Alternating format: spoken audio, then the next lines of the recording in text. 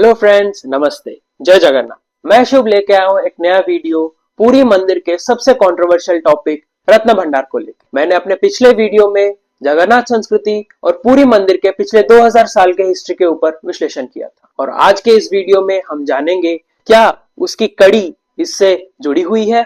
रत्न भंडार को लेके जो रहस्यमय और आश्चर्य करने वाली बातें कही जाती है, उनमें कोई सच्चाई है या सिर्फ वो कहने सुनने की बातें हैं। क्या सच में पुरी मंदिर के रत्न भंडार को वासुकी जी पहरा देते हैं, या सच में जब कोई उसको खोलने जाता है उस पे आपत्ति और विपत्तियां आ जाती है?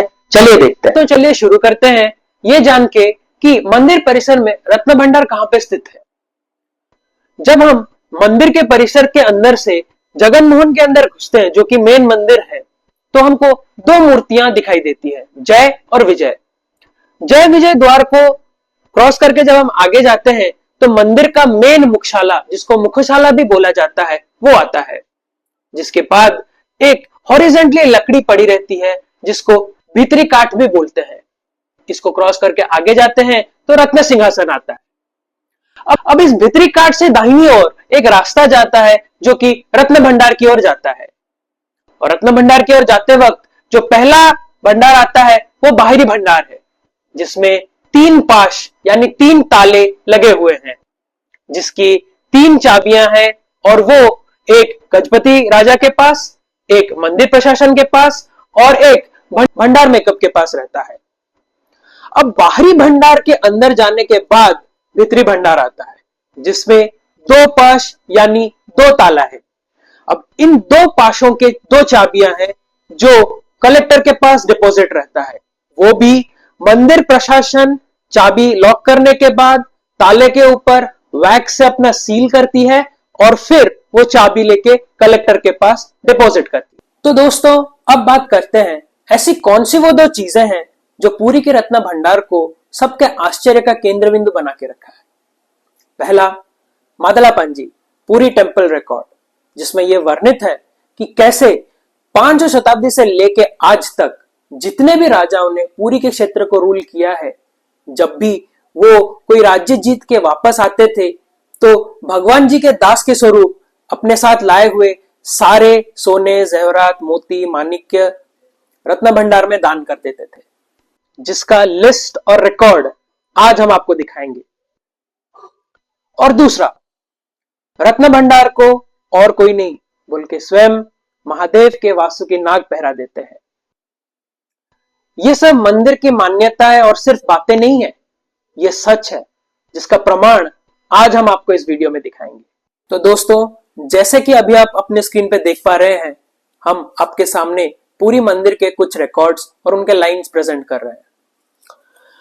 इसमें ये लिखा गया है कि जो अनंग भीमदेव जी थे, जो पूरी मंदिर के प्रतिष्ठाता थे, उन्होंने तकरीबन 2,50,000 मधा सोने के जेवरात बनाने के लिए और 10,000 मधा सोना रत्न भंडार को दान दिया था, जो कि तकरीबन 1500 केजी के आसपास आता है। वैसे ही जो राजा देव थे, उन्होंने तकरीबन 5000 तोला सोना, जो कि तकरीबन 60 केजी के आसपास आता है, रत्न भंडार को भेंट किया था। लेकिन मादलापांजी में जो सबसे बड़ा नाम आता है वो है गजपति किंग कपिलेंद्र देव जी का। कहा यह जाता है कि वो 1466 में जब दक्कन के राज्य को जीत के लौटे थे तो उन्होंने 16 हाथियों के पीठ पे सोने जेवरात लाद के लाए थे, और अपने 31वें शासनकाल में अपने आप को जगन्नाथ जी के दास के स्वरूप अपनी सारी संपत्ति उन्होंने रत्न भंडार को दान में दे दिया था।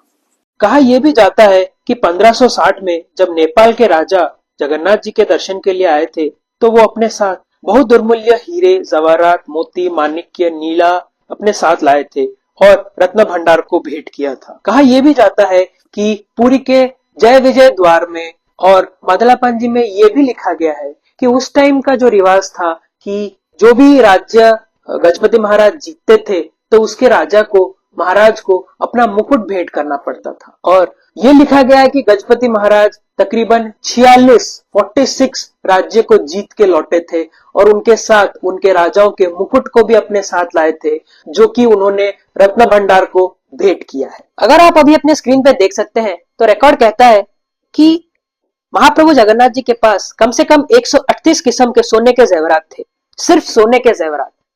ध्यान दीजिए, अभी हम जो चांदी और दुर्मूल्य मोती माणिक्य नीलम हीरा के बारे में बात नहीं कर रहे हैं, सिर्फ 138 किस्म के सोने के जेवरात थे, जिसका लिस्ट अभी आप अपनी स्क्रीन पे देख सकते हैं। लेकिन जो सबसे आश्चर्य करने वाली बात है वो ये है कि इसके अलावा तकरीबन 1000 रामाभिषेक सोने के सिक्के राजा रामचंद्र देव प्रथम ने रत्न भंडार को भेंट किया था। लेकिन जब 1805 में इसका विश्लेषण हुआ तो पता चला कि सिर्फ 128 सोने के सिक्के बचे हैं। इससे आप अंदाजा लगा सकते हैं कि जैसे ही मैंने अपने पिछले वीडियो में कहा था, पूरी मंदिर के ऊपर 18 बार आक्रमण हुआ है, तो इस आक्रमण में मंदिर के रत्न भंडार को कितना नुकसान हुआ है और कैसे बाहरी लोग आके मंदिर से महाप्रभु के जेवर लूट के ले गए।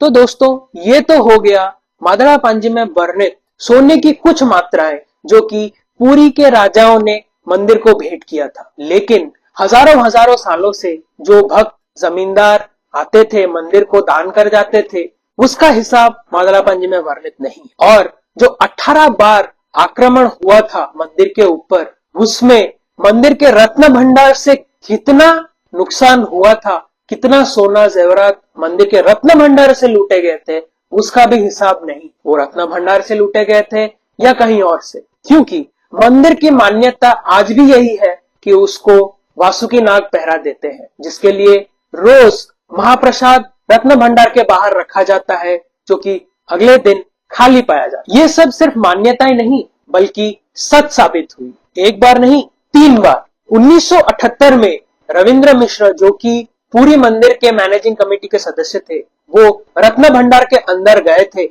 महाप्रभु की आज्ञा लेके, तो उन्होंने सांप का साक्षात आभास पाया था, जो कि उन्होंने एक प्रमुख न्यूज चैनल को इंटरव्यू के दौरान बोला था। और एक सदस्य को रहस्यमय तरीके से मौत का शिकार भी होना पड़ा था। एक आदमी झूठ बोल सकता है, लेकिन 2018 में जब एएसआई के लोग रत्न भंडार के अंदर घुसने की कोशिश किए तो उनको भी सांप के हिसिंग साउंड का शिकार होना पड़ा, जिसकी वजह से वो अंदर ना घुस के आधे से ही चले आए। तो दोस्तों, आज के लिए इतना ही। मैं अपने अगले वीडियो में लेके आऊंगा क्या हुआ जब रत्न भंडार को खोला गया, क्या हुआ जब भगवान के जेवर को मैनेजिंग कमेटी के सदस्यों ने देखा और क्यों एक की वहीं पे मौत हो गई। अगर आपको मेरा वीडियो और कंटेंट अच्छा लगा, do like my video and subscribe my channel. Thank you. जय जगन्नाथ।